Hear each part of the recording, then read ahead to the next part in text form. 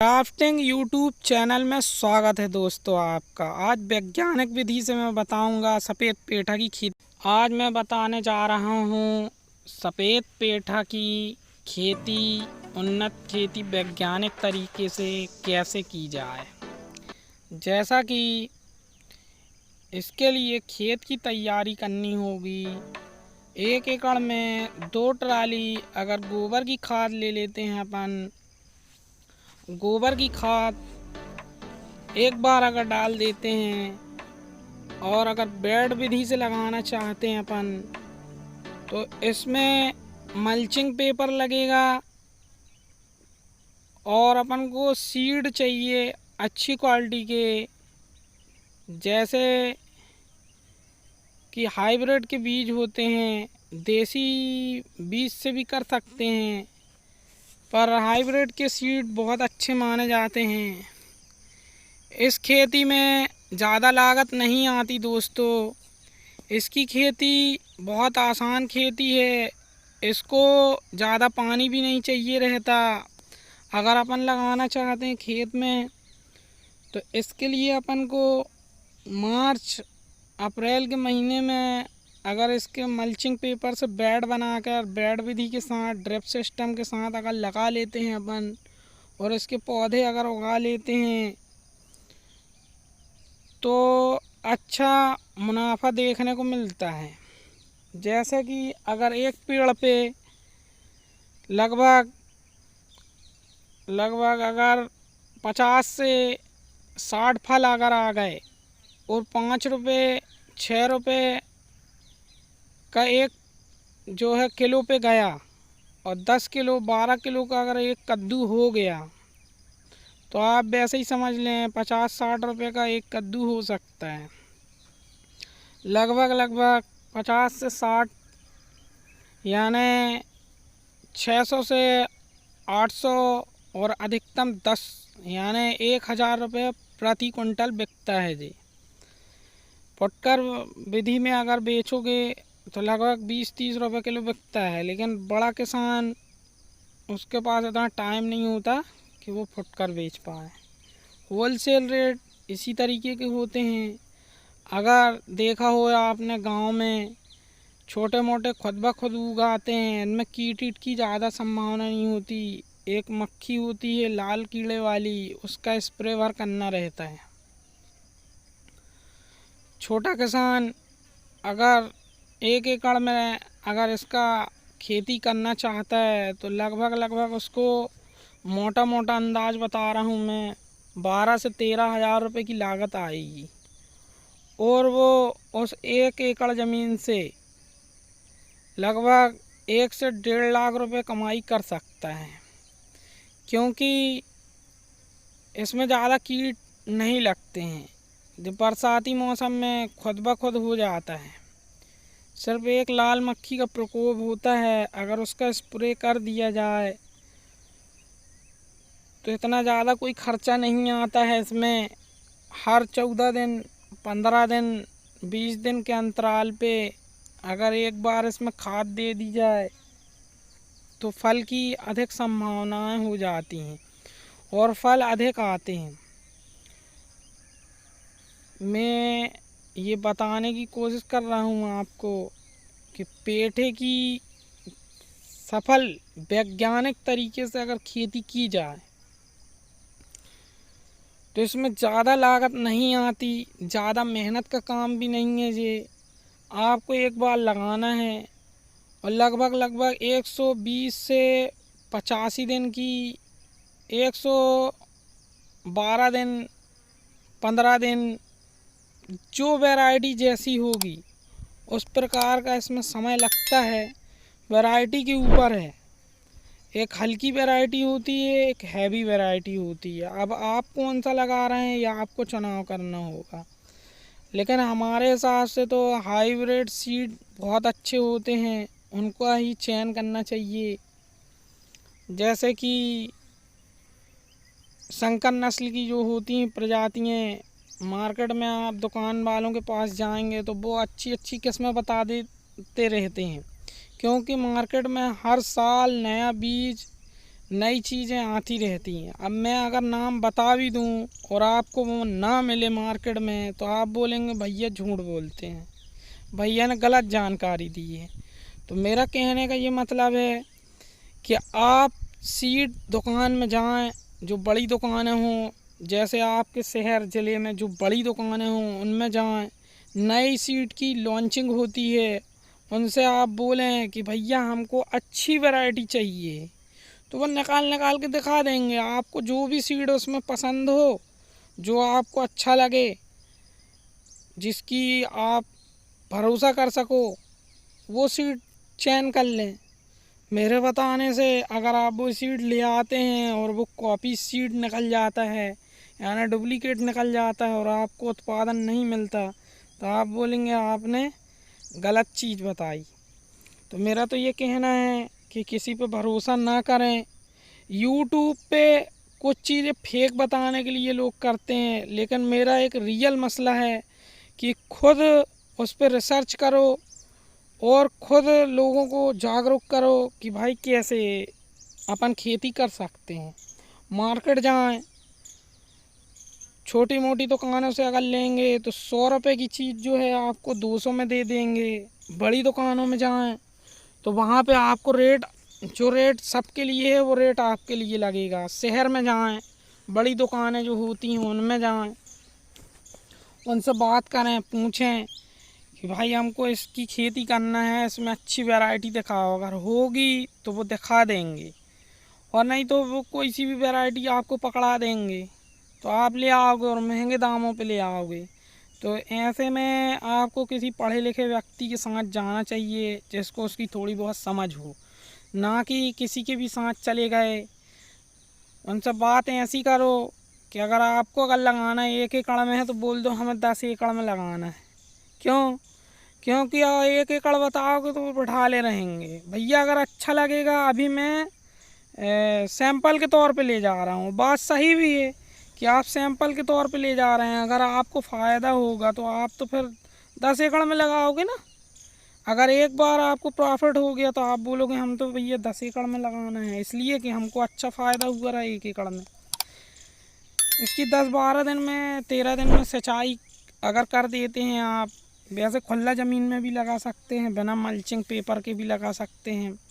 जैसे कि 2.5 से 3 फुट चौड़ाई में गड्ढे कर लिए जाएं, हाँ, फावड़े की सहायता से। और ज़मीन में कचरा नहीं होना चाहिए, इसका ध्यान रखना पड़ता है अपन को। मई जून जुलाई में इसकी बोनी कर दी जाती है। आप पहले भी कर सकते हो, मार्च अप्रैल में भी कर सकते हो अगर आपके पास साधन है तो। नीचे आप प्लेन सतर वाली पन्नी बिछा लें। मेरे हिसाब से तो 1 एकड़ में पूरे में पन्नी बिछा लें बिना बैठ की, उसमें कोई कचरा ही नहीं होएगा। सिर्फ आपको ब्लेड की सहायता से उतनी कटिंग करना है जितना अपन को एरिया चाहिए। यानी अपन को 2 फुट का एरिया चाहिए तो अपन ने 2 फुट में कट मार लिया, या 2 फुट में पहले आप जो है 2 फुट की खुदाई करके 2-2 फुट के लाइन बाई लाइन, यानी 5 फीट की चौड़ाई रहेगी डिस्टेंस, और हर 3 फीट पे आपको एक पौधा इसका रोपण करना है। 5 फुट की चौड़ाई और 3 फुट पौधे से पौधे की दूरी रखें आप। और उसमें जो है गोबर की खाद आप 1 से 2 तसला अगर डाल देते हैं, वर्मी कंपोस्ट वगैरह, और भी आप जैसे यूरिया DAP भी मिक्स करके उसके साथ डाल सकते हैं। और 1-2 कल्चर मिला लें जिसमें फंगीसाइड ना लगे। वैज्ञानिक तरीके से थोड़ी उसकी खेती की जाए तो रिजल्ट अच्छा देखने को मिलता है। हम लोग जो है 8-10 झाड़ ऐसे लगा लिए, यहाँ वहाँ लगा लिए, छत पे चढ़ गए हमारे, तो उसमें कुछ नहीं होता। लेकिन बड़े पैमाने पे अगर करते हैं आप तो थोड़ी वैज्ञानिक तरीके से करें। और कुम्हड़ों की ये वाली जो प्रजाति है पेठा वाले कुम्हड़े की, इसको कद्दू भी बोलते हैं, सफ़ेद कद्दू भी बोलते हैं और पेठा भी बोलते हैं। हमारे यहाँ इसको भूरा कुम्हड़ा भी बोला जाता है। इसकी खेती करके आप अगर छोटा किसान है, अगर वो ज़्यादा नहीं लगा सकता, 200-400 पौधे लगा ले, 100 पौधे लगा ले, 50 पौधे लगा ले, तो उसका अच्छा खर्चा निकलेगा। जैसा कि 50 पौधे जिस विधि से मैं बता रहा हूँ कि 3 फुट दूरी पे पौधे से पौधे की दूरी, और जो लगभग 5 फुट लाइन से लाइन की दूरी। और इसमें अगर गड्ढा करके अगर लगा लेते हैं एक दो ट्राली खाद के माध्यम से, तो इसमें ज़्यादा खर्चा नहीं आएगा और आपका अच्छा पैसा बन जाएगा। अगर पर पीस 10 किलो या 12 किलो का है और आप थोक भी बेचना चाहते हैं तो 120 रुपये 30 रुपये का वो बिकेगा। क्यों कि 10 रुपये 12 रुपये किलो बोलोगे आप, और हर पौधा जिस विधि से मैं बोल रहा हूँ अगर लगा लेते हैं तो हर पौधे में आपके 50 40 30 20 इस तरीके के फल निकलेंगे। अगर इस तरीके के अगर आपके फल निकलते हैं तो आपको जो है अच्छा खासा फ़ायदा हो सकता है। अगर 100 पौधे अगर लगा लेते हैं आप तो समझ लीजिए आप उसका गणित कर लीजिए कि कितना होगा। अगर जैसे अपना 20 फल निकल गया एक पौधे पे, मोटा मोटा अंदाज, तो 2000 रुपये का एक पौधा, और अपन ने अगर 300 पौधे लगा लिए तो आप लगा लो अंदाज,